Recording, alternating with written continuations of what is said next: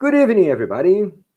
It's very good to be here. Very good to be here with Aline, Ilídio, Gilberto, Rodolfo, Bruno, Felipe, Alisson, Caio, João e José. Thanks so much for participating in this class. You know, guys, that this is my favorite class, right? This is the one I have the most fun. And I believe you guys like it too. All right, so we are talking about ageism. And I realized that last time we talked about ageism, I never used the correct expression for ageism in Portuguese. In Portuguese, what we say is etarismo, né? É preconceito contra o envelhecimento, contra as pessoas um pouco mais idosas. And that's amazingly kind of a socially accepted form of prejudice. It's incredible, but yes, it is, We don't have so many good rules or norms to prevent people from acting on this sort of prejudice. And that's very bad. All right, so we're going to talk a little bit more about that. But first, I have to ask you guys kind of an awkward question. Let me see here. Please raise your hand. Be honest, okay? No problem about anything here. Please raise your hand if you have watched at least one of the videos that I submitted to you. Levanta a mãozinha aí quem que assistiu pelo menos um pedaço de um dos vídeos que eu coloquei para vocês. Let's see. Yeah, this is the end of semester. Yeah, doesn't look good. I know. I will keep my eyes on you, okay? All right, so here's what we're going to do. We have to watch one of those, okay? It's just fantastic. It's amazing. It's one of the best pieces of talks that I've ever seen.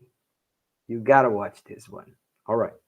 So I will ask some excuse from those of you who have already watched it, but I'm gonna show you this one of these videos, the one with Lady Appleton, I think it's her name. Let me see here again. What is her name again?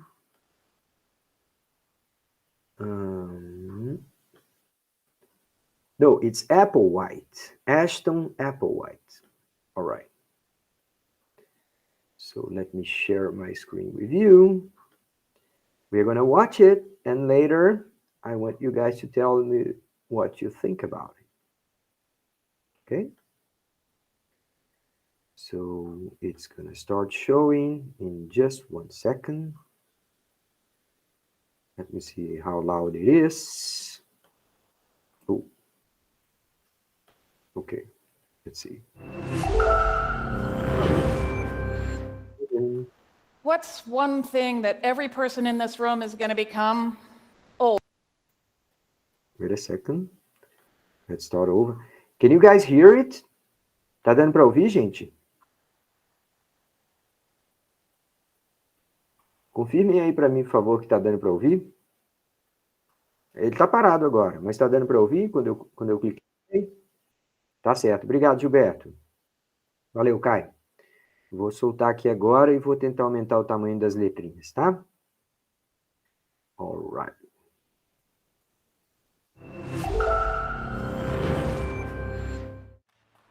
What's one thing that every person in this room is going to become? Older. And most of us are scared stiff at the prospect. How does that word make you feel? I used to feel the same way. What was I most worried about? Ending up drooling in some grim institutional hallway. And then I learned that only 4% of older Americans are living in nursing homes, and the percentage is dropping. What else was I worried about? Dementia. Turns out that most of us can think just fine to the end. Dementia rates are dropping too. The real epidemic is anxiety over memory loss.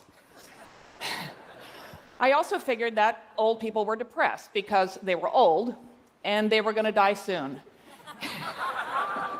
It turns out that the longer people live, the less they fear dying, and that people are happiest at the beginnings and the ends of their lives. It's called the U-curve of happiness, and it's been borne out by dozens of studies around the world. You don't have to be a Buddhist or a billionaire. The curve is a function of the way aging itself affects the brain. So I started feeling a lot better about getting older, and I started obsessing about why so few people know these things. The reason is ageism, discrimination and stereotyping on the basis of age. We experience it anytime someone assumes we're too old for something, instead of finding out who we are and what we're capable of, or too young. Ageism cuts both ways. All isms are socially constructed ideas: racism, sexism, homophobia, and that means we make them up, and they can change over time. All these prejudices pit us against each other to maintain the status quo, like auto workers in the US competing against auto workers in Mexico instead of organizing for better wages. We know it's not okay to allocate resources by race or by sex. Why should it be okay to weigh the needs of the young against the old? All prejudice relies on othering, seeing a group of people as other than ourselves, other race, other religion, other nationality.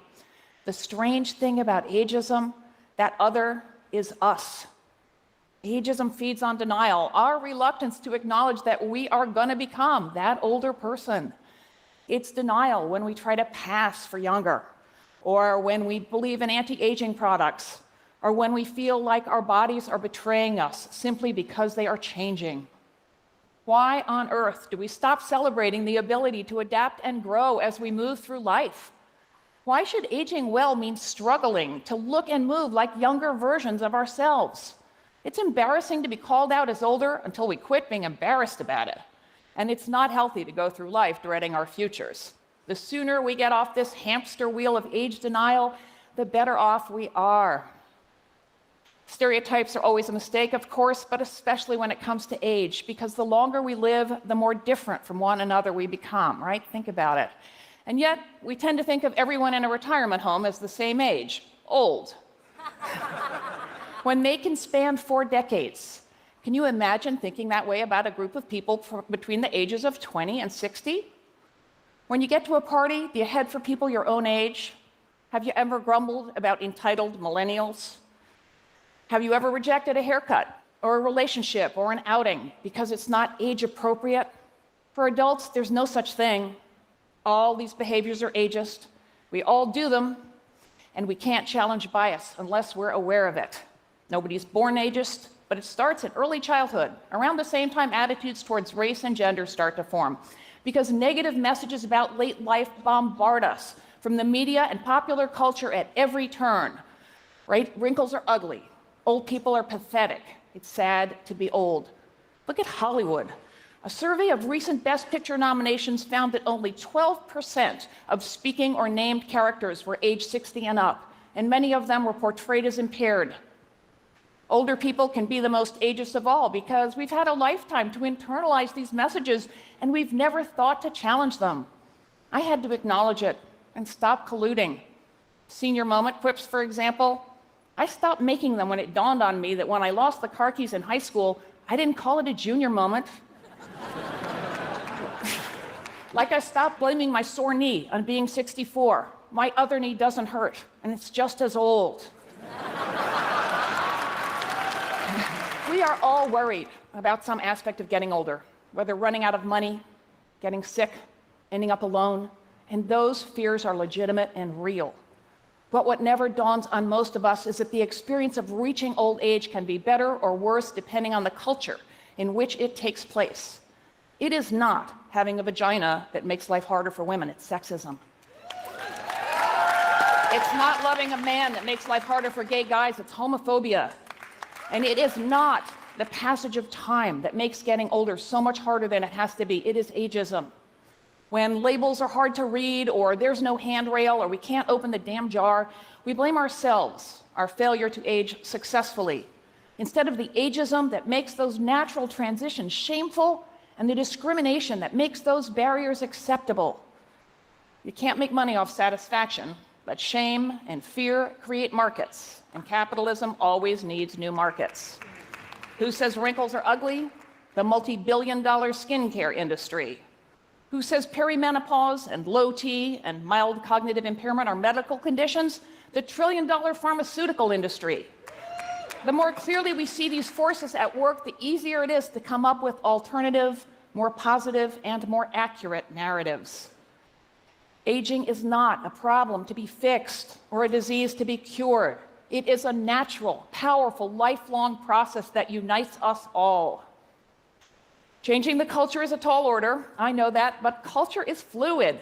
Look at how much the position of women has changed in my lifetime, or the incredible strides that the gay rights movement has made in just a few decades, right? Look at gender. We used to think of it as a binary, male or female, and now we understand it's a spectrum. It is high time to ditch the old-young binary too. There is no line in the sand between old and young after which it's all downhill. And the longer we wait to challenge that idea, the more damage it does to ourselves and our place in the world, like in the workforce, where age discrimination is rampant. In Silicon Valley, engineers are getting Botox and hair plugged before key interviews. And these are skilled white men in their 30s, so imagine the effects further down the food chain. The personal and economic consequences are devastating. Not one stereotype about older workers holds up under scrutiny. Companies aren't adaptable and creative because their employees are young. They're adaptable and creative despite it. Companies...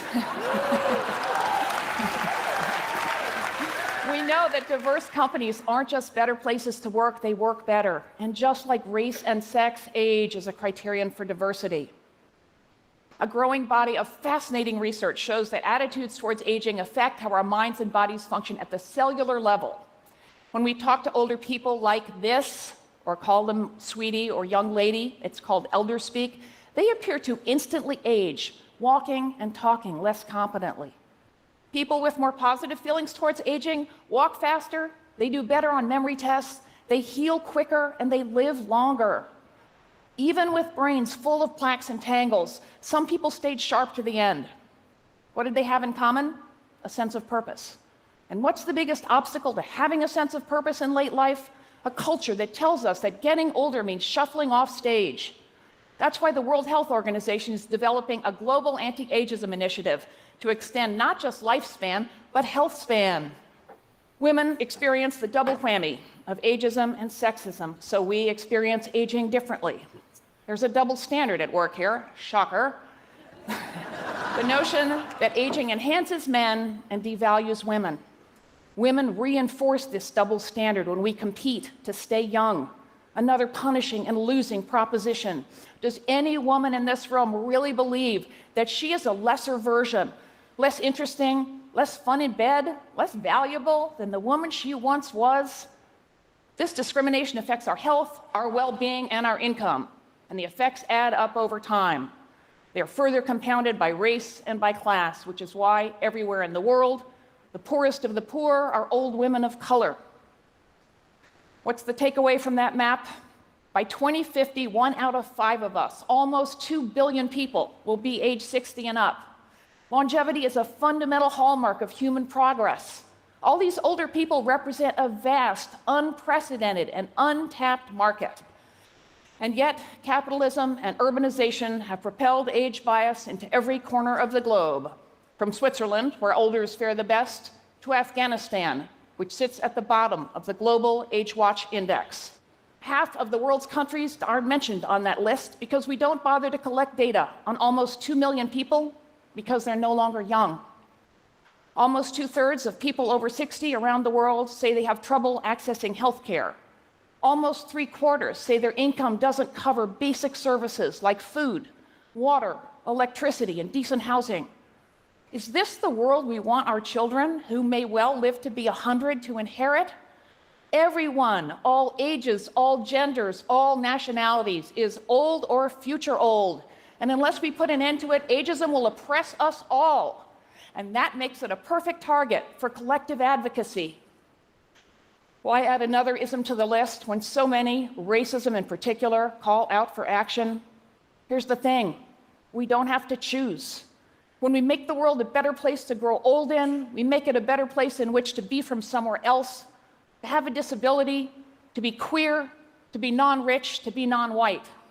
And when we show up at all ages for whatever cause matters most to us, save the whales, save the democracy, we not only make that effort more effective, we dismantle ageism in the process. Longevity is here to stay. A movement to end ageism is underway. I'm in it, and I hope you will join me. Thank you. Let's do it. Let's do it.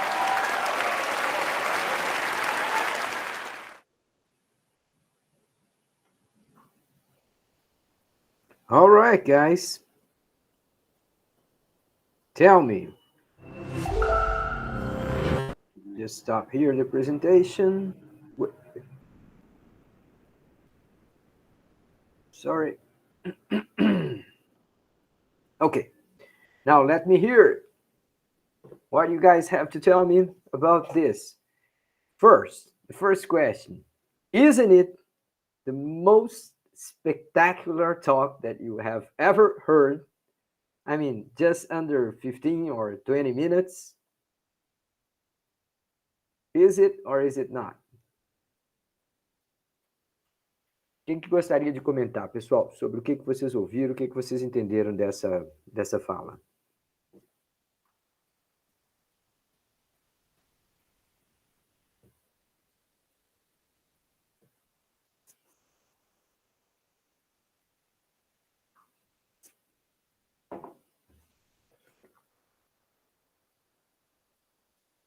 Ó, o Gilberto está falando aqui pelo chat que tinha visto um vídeo parecido. Ela tem argumentos muito fortes, né? Eu acho que você deve ter reparado.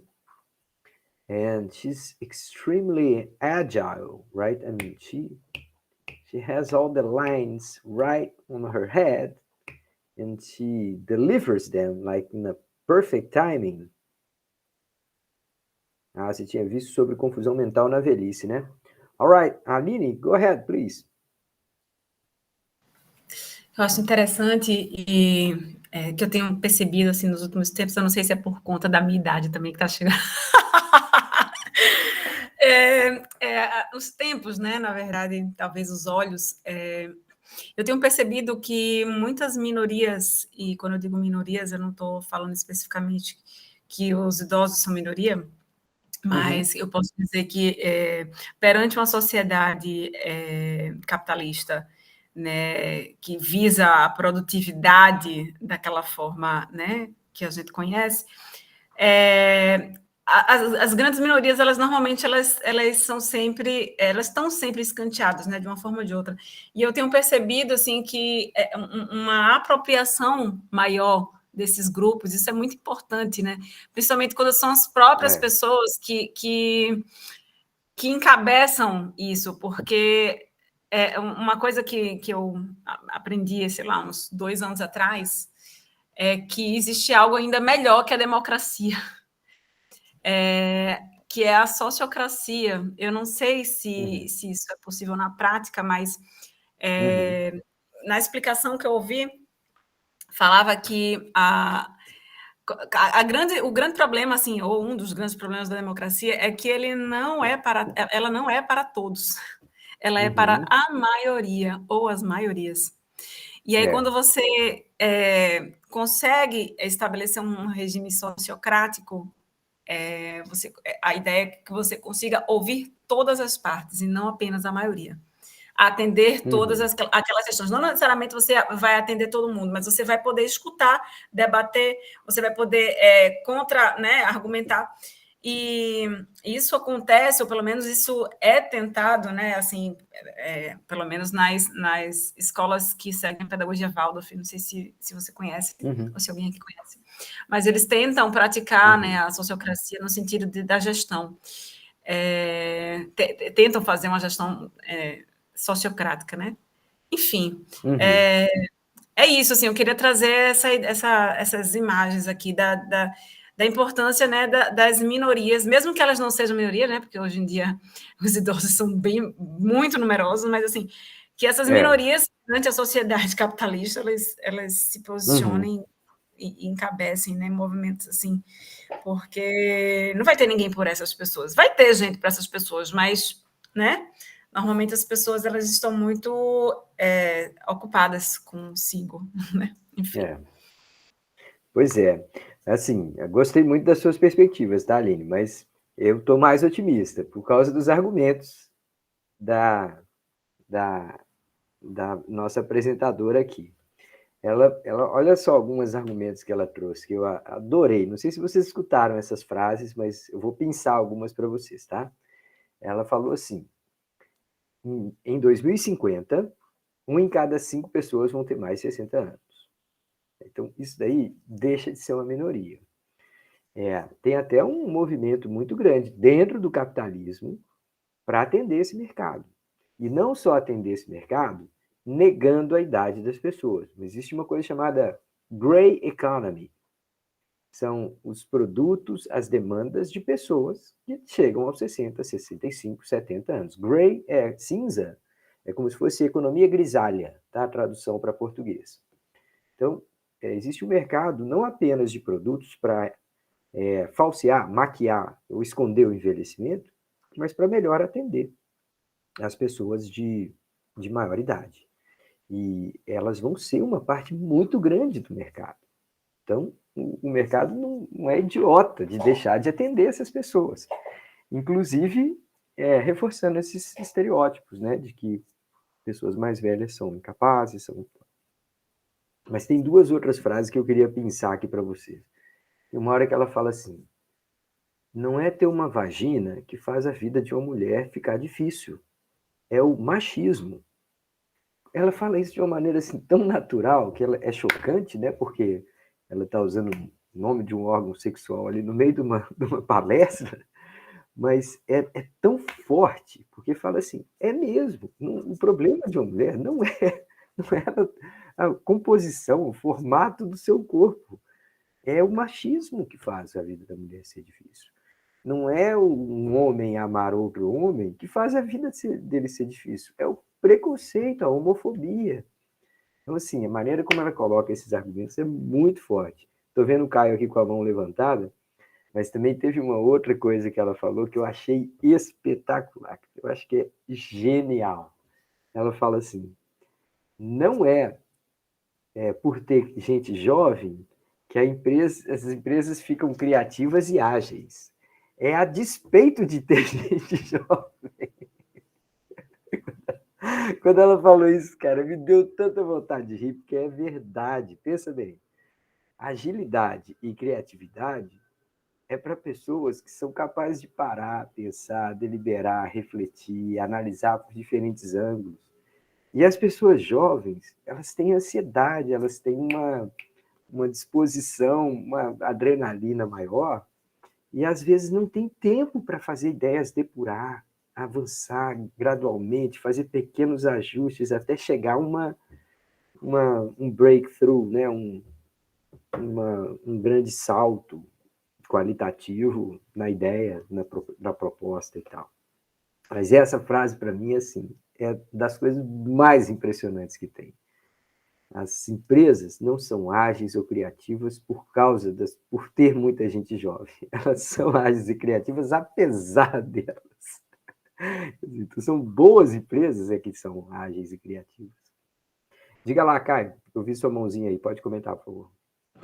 Eu ia falar dessas afirmações dela que me chamaram também bastante atenção. Essas que o senhor. Só um momento. Meu cachorro começou a latir. Essas que o senhor pensou, né? Porque ilustra bem que o problema não está inerente ao fato da pessoa ser mulher ou da pessoa ter uma orientação diferente. O problema está na ideia que é construída a partir disso, né? Então, as mulheres não são menos capazes ou não têm um problema por nascerem com a genitália diferente, né? O problema está no preconceito que a gente, como sociedade, acaba tendo com essas questões. Pois é, eu gostei do seu comentário também. E assim, ela, não sei se vocês repararam, gente, que ela mostra uma certa compaixão pelas pessoas que passam por tanto sofrimento na sua repressão, na sua autorrepressão por estarem ficando velhos. Então a pessoa passa horas fazendo maquiagem, gasta todo o seu dinheiro para fazer cirurgia, para ficar livre de ruga, ficar livre de papada, para fazer implante de cabelo, tirar cabelo de um canto e colocar em outro, porque elas se sentem tão menor, tão pior por ter rugas, por perder o cabelo. Então, assim, ela acaba revelando uma compaixão pelo sofrimento que está por trás de toda essa ansiedade, essa negativa, né? Que ela fala, é um denial, é uma negação da realidade. Você tenta fingir que você não tem 50, 60, 70 anos. E a coisa fica tão extrema que ela comenta assim, jovens de 30 anos que estão fazendo implante de cabelo e fazendo cirurgia plástica antes de fazer uma entrevista de emprego, aos 30 anos.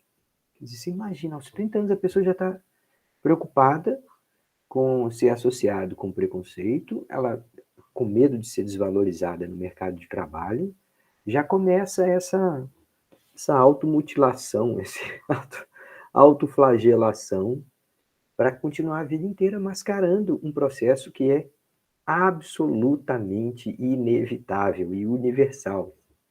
O mundo vai passar. Então, eu acho que ela chama atenção não só para o fato de que isso é ineficaz, ineficiente, mas extremamente injusto, desumano, né? O processo da negativa, do preconceito, do estereótipo contra os velhos é desumano. E você hoje pratica e amanhã vai sofrer. Né? Diga lá, Caio. Professor, uma questão, eu concordo. E outra coisa também que me chamou a atenção foi quando ela falou que um bom percentual das pessoas que são mais etaristas são justamente as mais velhas, que tiveram mais tempo para absorver, né, essas ideias e tá mais cristalizado isso. Mas, voltando ao que o senhor acabou de mencionar, me vem uma pergunta que eu queria colocar para o senhor e para o restante das pessoas, assim, a gente também tem que ser pragmático, no caso dessas pessoas, né, que se mutilam para tentar entrar dentro de um padrão. Eu concordo com o que o senhor falou, mas também eu vejo de forma também bem pragmática, que a gente também não pode negar o que existe, né? Então, infelizmente, a sociedade tem essa tendência de pensar dessa forma, e eu acho que as pessoas, mesmo talvez não concordando, ou talvez não, sem consciência, elas tentam melhorar suas chances, né? Então, eu não sei até que ponto isso também é, é uma escolha, não é uma escolha fácil, né? Assim, eu vejo como, não sei como a gente poderia resolver isso. Uh-huh. That's the next point. Yeah, I mean, that's the point. Why do you think we brought that up? So the question is, what can we learn or we can do about this issue, considering that we are studying behavioral economics? All right, so this is the good question. What have we learned so far, and how can we use something that we've learned to somehow inform some sort of policy, or maybe some directions or some actions? How can we help changing this narrative? How can we help fighting stereotypes? What do you say? O que vocês acham, pessoal? Qual que seria a melhor maneira de enfrentar a questão do etarismo usando alguma coisa que a economia comportamental nos deu? Vou mostrar para vocês aqui, tá? Ó, economia comportamental, ela nos diz que a gente tem uma série de vieses cognitivos. Alguns deles a gente pode até superar, a gente pode, de alguma forma, tentar bloquear seu efeito. Outros a gente precisa reconhecer que eles estão lá. Agora, a gente falou de stereotyping um pouco umas aulas atrás, né? A gente assistiu uma palestra do Paul Bloom sobre discrimination and prejudice, e ele tinha algumas dicas lá, não tinha? De como que a gente podia fazer? Can you guys try and put these two things together? So let me help you here, refreshing your memory. With Paul Bloom, what we heard was something like this. Prejudice and discrimination, they are like part of a natural strategy, the way we think. And they are actually cases, extreme cases, of something that is natural and we have to do. So we categorize people, we categorize phenomena, and we have to do that because life would be too hard if we had to start over and analyzing any little thing from the start every time. So somehow we gather some patterns and we categorize things. So this is a natural phenomenon. But when you have prejudice and discrimination, it's like this good thing, this good strategy is going off. I mean, it's failing. Somehow it's going too extreme, and somehow it's creating more harm than good, than benefit, right? So that was Paul Bloom's argument. And then here comes Applewhite, and she says, well, we should change this, ageism, because we're going to live better if we do. And I'm talking about everyone, not only who is older today, but also who's going to be older tomorrow. So it's inevitable. We just should start changing that right now because we are going to be the victims in a few years to come, right? So how we can put these two things together? Maybe making people aware of the fact that you just said that everyone is gonna age. The only way not to age is if you die young. So if you Good point. you're only the, gonna alter- benefit. the alternative is worse, right? Exactly. So maybe nudge people towards self awareness, or inform them that it's in their own best interest to act in a way that tomorrow they're not going to be the victims of the same kind of behavior they're doing today. Exactly. Good. That's a good point. We can use nudges, right? We can help people making better decisions, right? We can also restrict ourselves, right? Remember that idea of how we select musicians?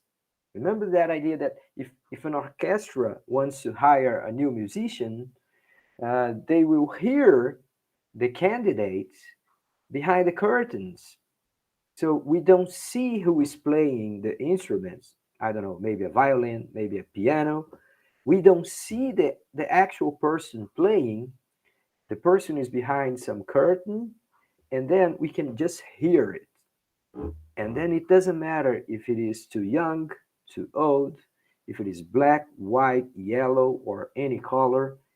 I mean, all the other things don't matter. You just have to listen and see, okay, this is a good musician. Yeah, that's the best one. We should hire that one. And then later on we checked who is that.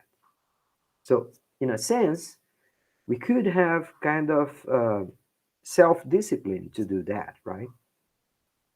What I'm trying to say, guys, that this practice in an orchestra, this is what we call institutions. Institutions is like when we have values, and those values are embedded in organizational processes. This is institution, right? You incorporate values on the way you do business. So I firmly believe that we are in the middle of this way. We are going to do that. We're going to create better institutions to deal with ageism. And I mean, we have already good institutions to deal with prejudice. We have some institutions to deal with gender prejudice, with race prejudice. Uh, think about quotas, for example. I mean, those are extreme examples, right? But they work. I don't know about you guys here, but in my mind, there is not a single doubt about quotas in Brazilian universities.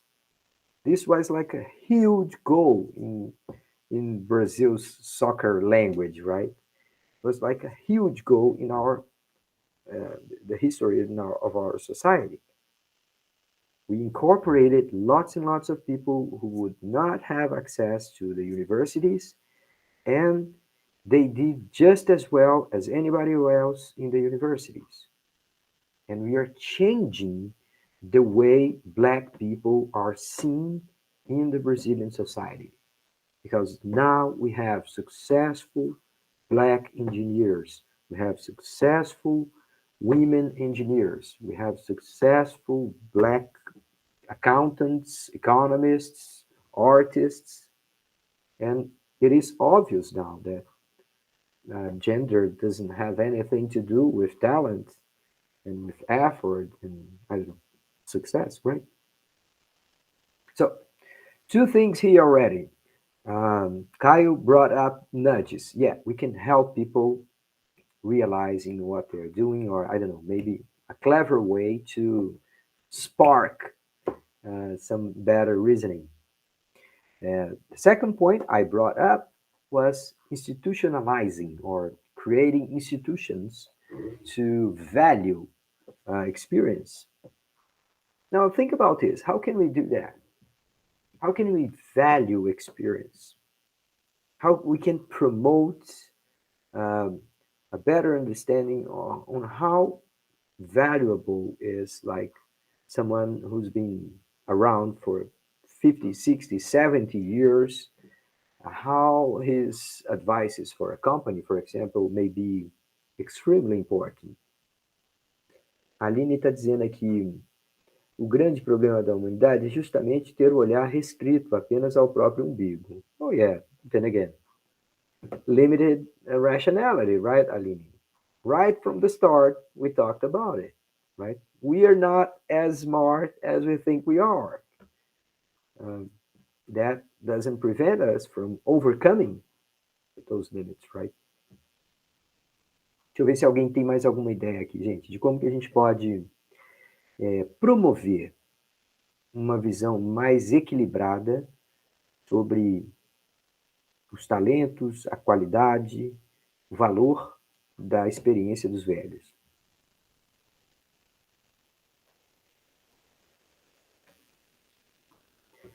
Let me give you one suggestion.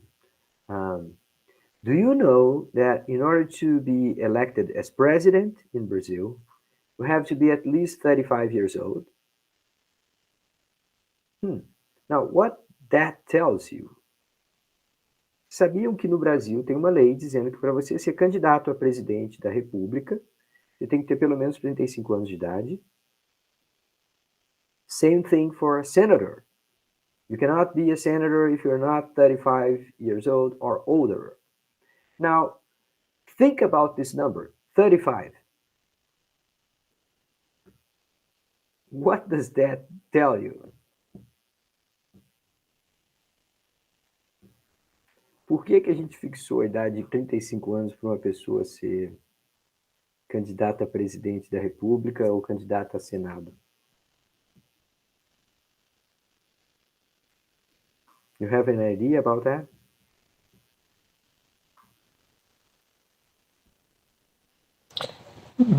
Maybe because you're sort of midway through your career, so you're not as inexperienced as someone who just got out of university or just graduated, but you're also not oh, and for fear of becoming atheist myself, you're not so much older that you can't actually do the tasks.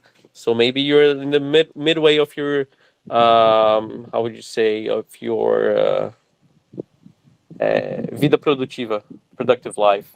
Right. This is the perfect answer. Thanks, Kyle. Now think about it. If you are right in the middle, it means you would be dead at 70. But what has happened over the last, I don't know, 40, 45 years? I've shown you the graph here. Life We expectancies have gone significantly higher.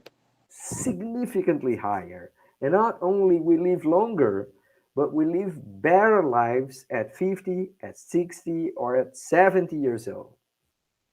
I mean, we are we have better medicine, we have better care, we have adaptable structures to up to the age of 70, 75. We only really get old in Brazil or in any modern society these days when you cross that 75, maybe 80 years old, then things starts to get tough. But before that, now you can do anything. So, I mean, if you were at the end of the line at 70, now this life expectancy is 85, maybe 90 for some cases, right? So maybe we should update the rule. We should say, oh, if you want to be a president in Brazil, you have to be 45 years old, at least. Now it's unimaginable how we still are stuck in the way we thought over the 60s, right? I mean, there are so many things that are still around, and they could make some sense 55 years old, like 55 years ago, but they don't make any more sense these days, right? Life is completely changed. All societies have changed. So we have people working as leaders in very successful companies at the age of 75, 80 years old. It's going on right now. Here in Pernambuco, we have uh, João Carlos Paes Mendonça. How old is this guy? Probably around 80, right? He's the head of an empire. He's one of the largest companies around. And he's still productive, working every day. Early in the morning, he's there at his office and he's watching out for decisions, hiring people, making tough calls at 80 years old. So, what I'm trying to say is this evidence is around. We just have to pay more attention. Now, think about what we have done tonight, okay? What we have done tonight, we watched this talk from someone at 64 years old, and she was probably as sharp as anyone else you have heard in this class, if not sharper, right? Era uma pessoa mais ágil, ligada e capaz de entregar uma mensagem melhor do que qualquer pessoa que vocês ouviram ao longo desse curso inteiro. Quantos vídeos eu já passei para vocês? Eu passei uns 20 vídeos diferentes. Me digam se tem alguém com a capacidade maior de entregar essa mensagem do que essa senhora que vocês viram hoje. 64 anos de idade.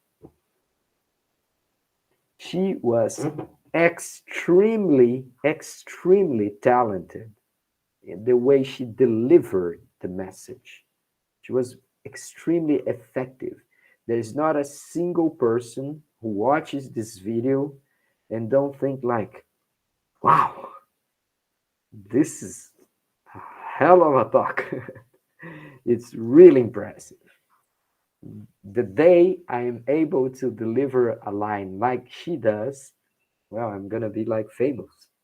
I'm gonna make way more money than I do now. I'm just kidding. It's not about making money.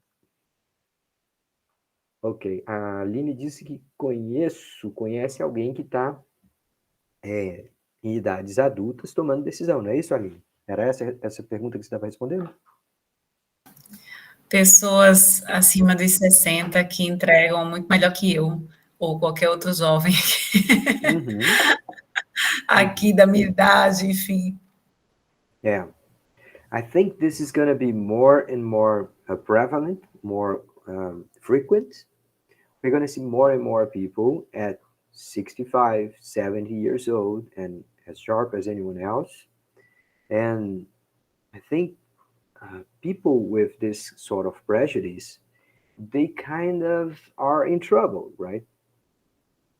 I don't know about the aesthetic of older people. This is a tough call, because the image of young people is just so strong, like we almost like are trained to look at muscles and uh, clear skin, and we think that that's healthier, and we think that that is more, I don't know, vigorous or more healthy in general. So it looks like a tough call. I mean, I don't know exactly how we're going to change that and if we can change that, because in terms of images, it's a very, very difficult thing.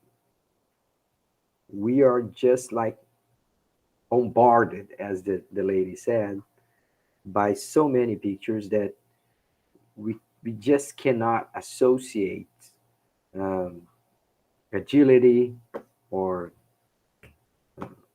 with other people, and it's very hard to change that image.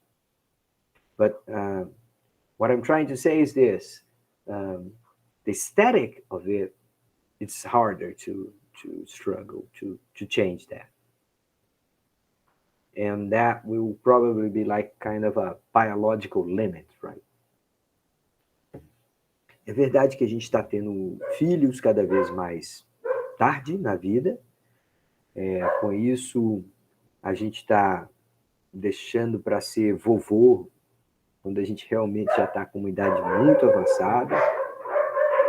Oh, just a second here, guys. Just a minute. I think it's my neighbor's dog now. They are making a scene. Just a second, please.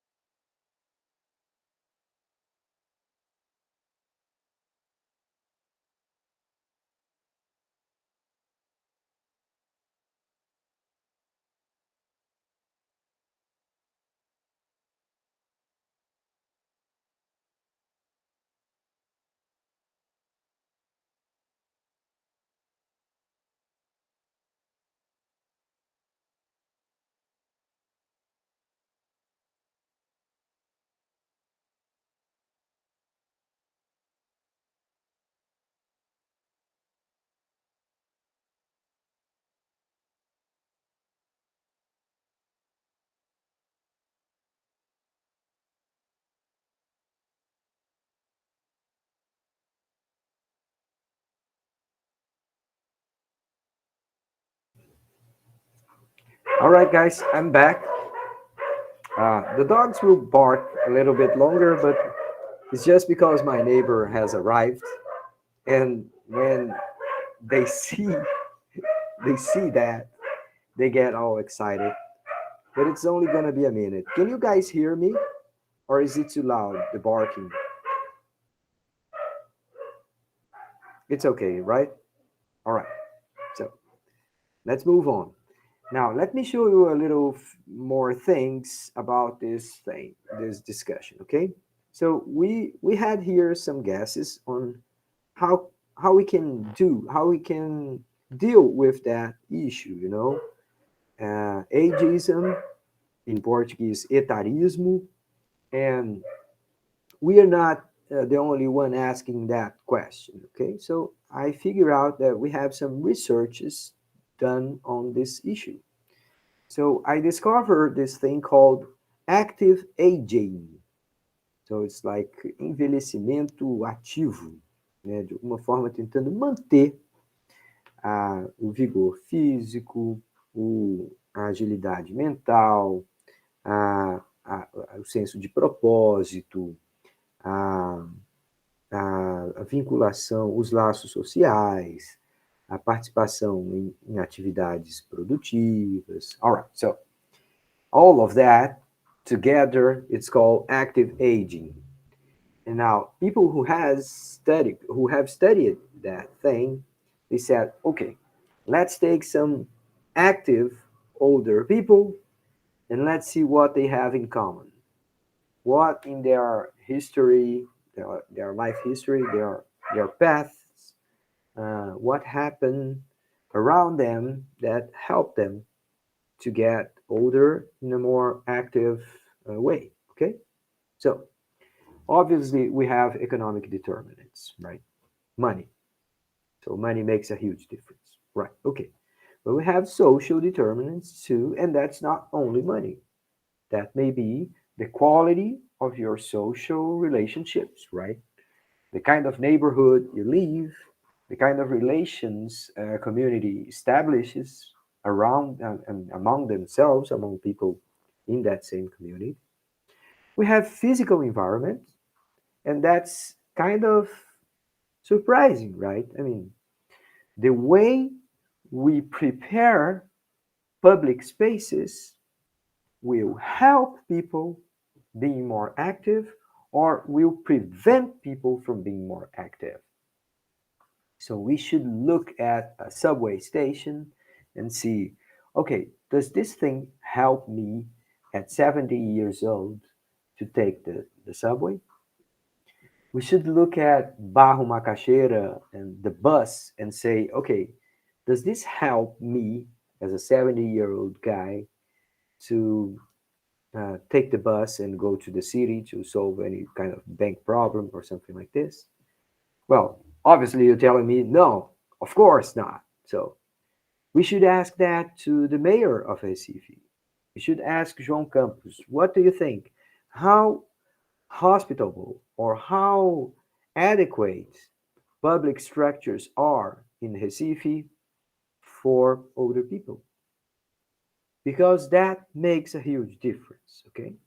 So the way we take care, we prepare, we design public spaces will end up having a huge impact on active aging, okay?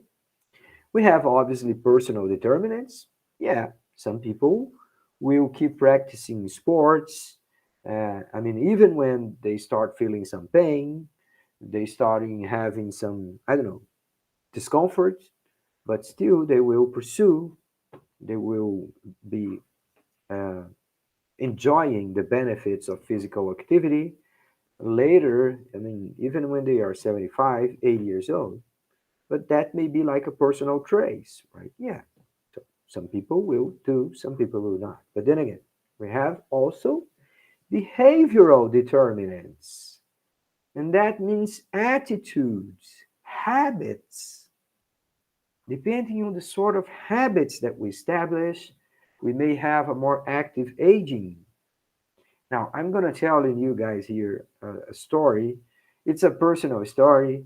And it's one that it's kind of painful to me to say, okay? But then give me a break here, okay?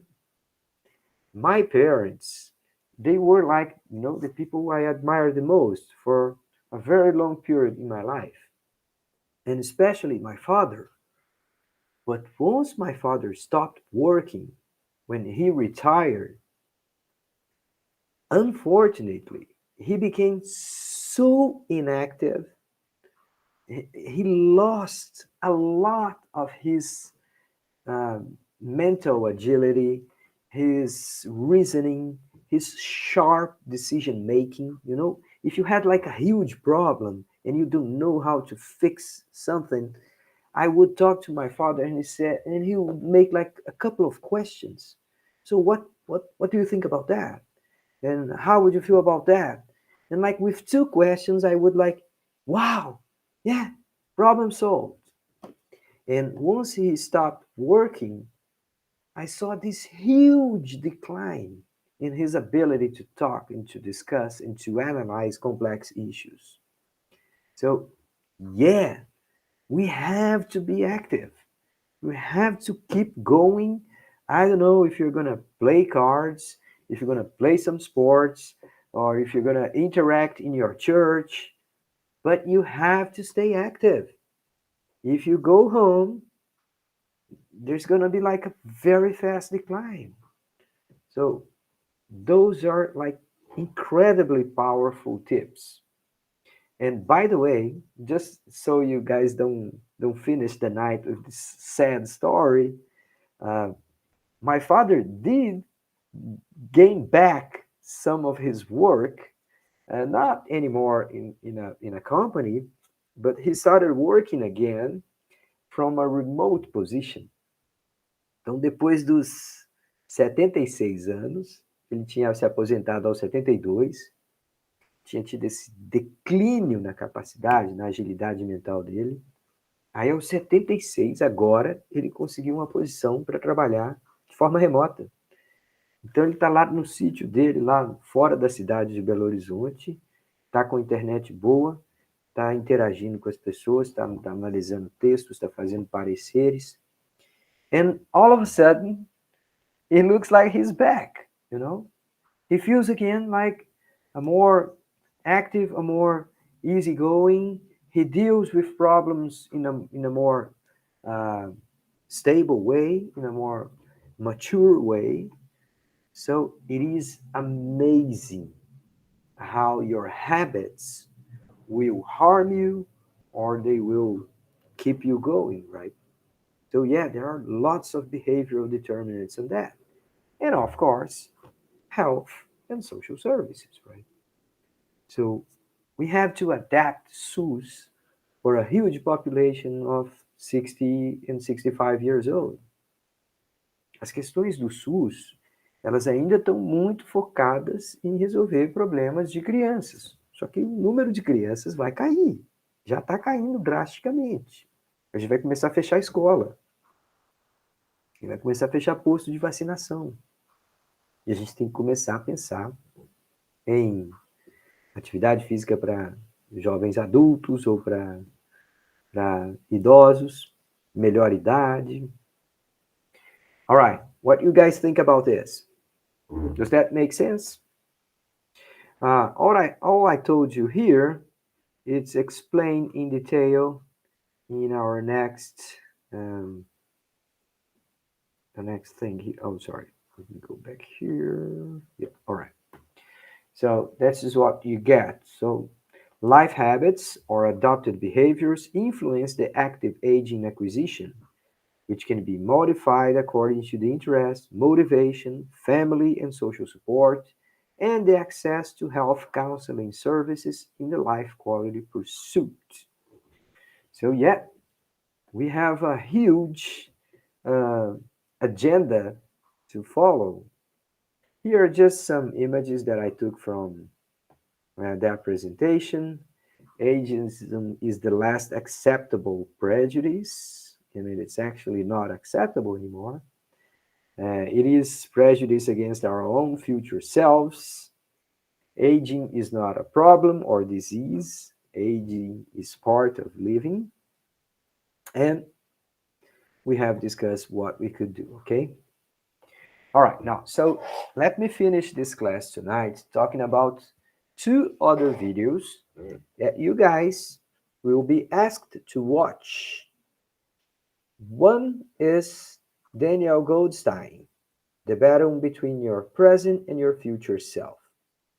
So he comes with this idea that it's hard to make decisions now so that we will enjoy the consequences of your decision 50 years from now.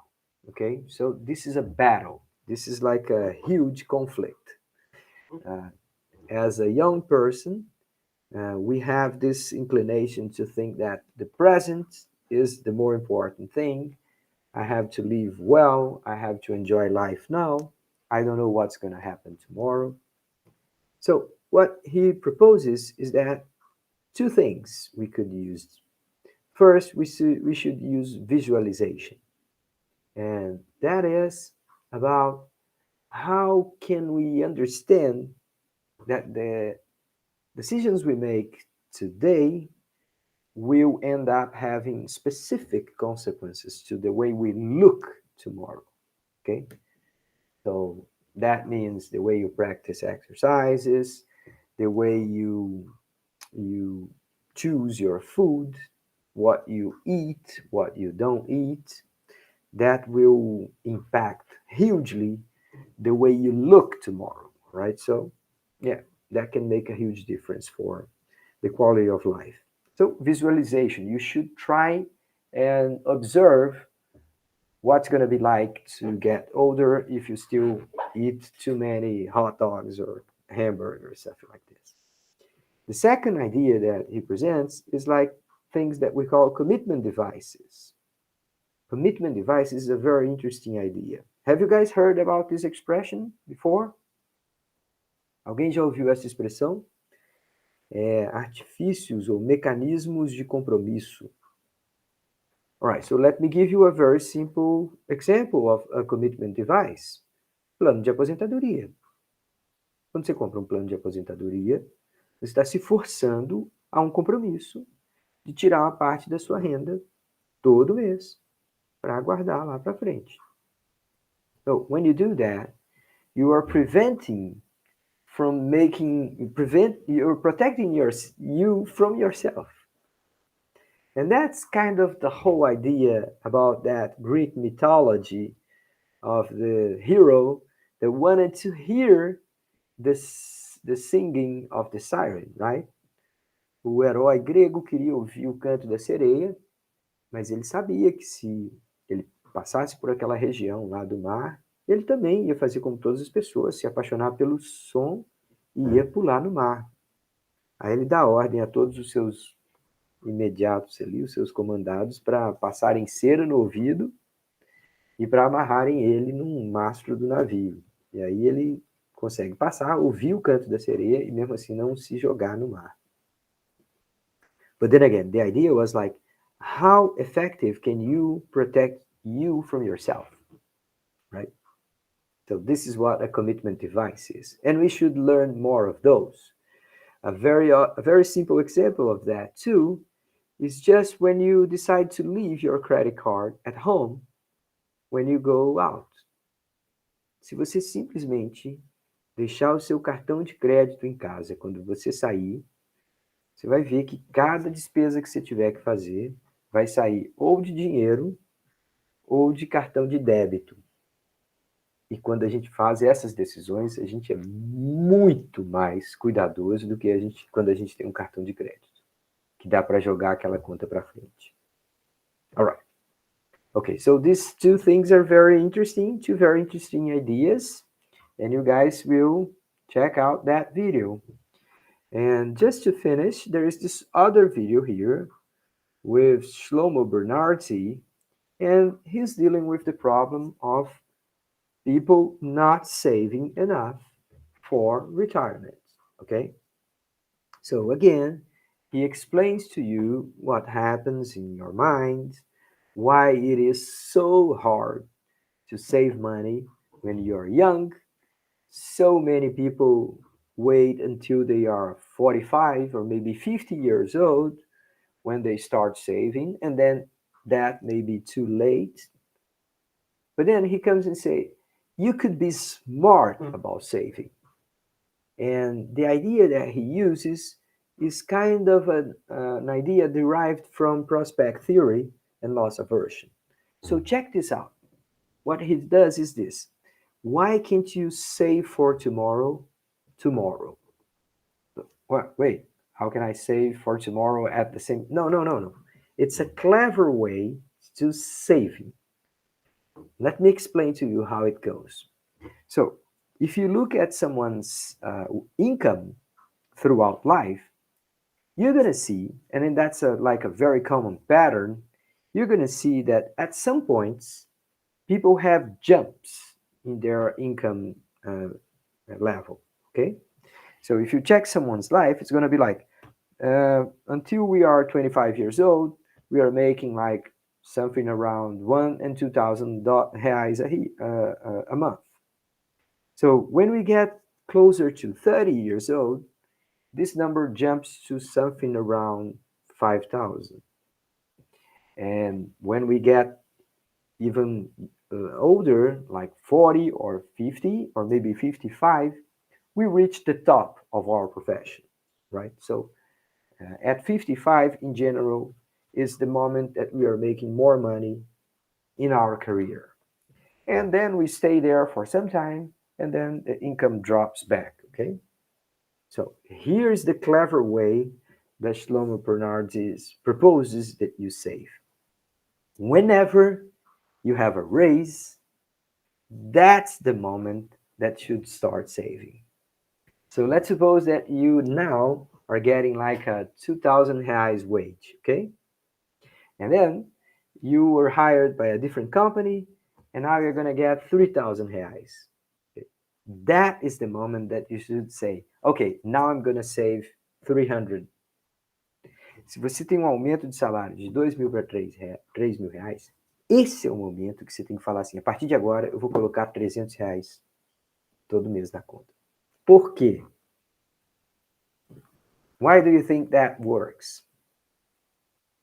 Oh, by the way, this strategy has been tested and it works. Okay? They have made experiments. They offered people this deal in companies, and people took them and they stick with them. They actually believed and pursued that strategy. Now, let me ask you, why do you guys think that this strategy works? Por que você acha que essa estratégia funciona, pessoal? Todo mundo entendeu qual é a estratégia? Levanta a mão aí se você entendeu qual é a estratégia. Lucas entendeu? João entendeu? Caio? Então, muita gente não levantou a mão. Vou explicar de novo, tá? A ideia é assim, ó. Ao longo da vida, você começa lá com um salário de 1.500, daqui a pouco você tem um salário de 2.500. Em determinados momentos, você tem saltos no patamar de renda. Tá? Isso é um padrão. Isso acontece com quase todo mundo. Quando você chega lá em 55 anos, geralmente você está no topo da sua carreira. Você vai ficar um bom tempo por ali e depois sua renda vai começar a cair. Mas eles falam assim, a maneira como você deveria poupar para a velhice é sempre aumentar o seu compromisso mensal de poupança nos momentos de aumento de renda. Então, se você teve um aumento de renda de 2.000 para 3.000 reais, naquela hora, você deveria guardar 300 todo mês. The question is, why?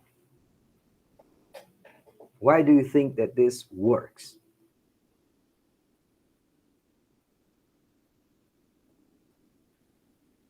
I'll give you a hint. Loss aversion. What does loss aversion means?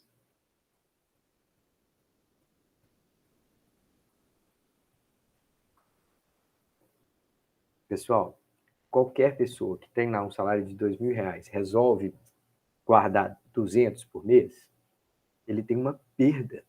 Ele sente imediatamente a perda. It's okay, Susan, no problem.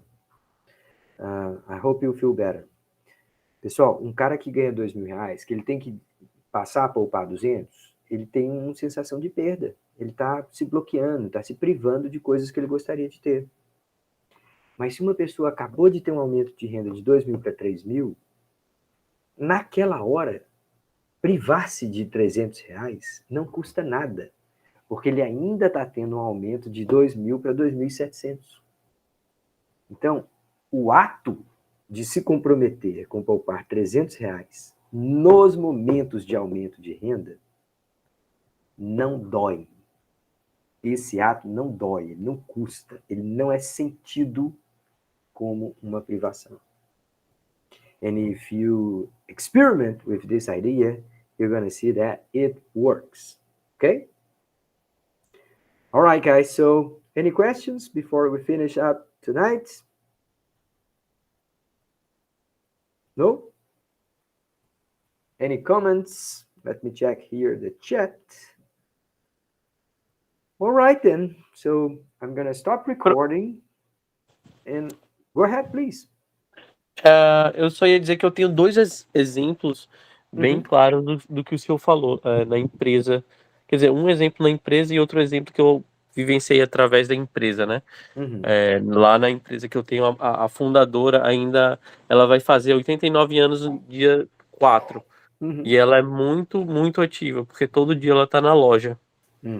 Que massa. Então, assim, ela realmente, isso ajudou muito a amenizar o declínio cognitivo causado pela idade, né, natural.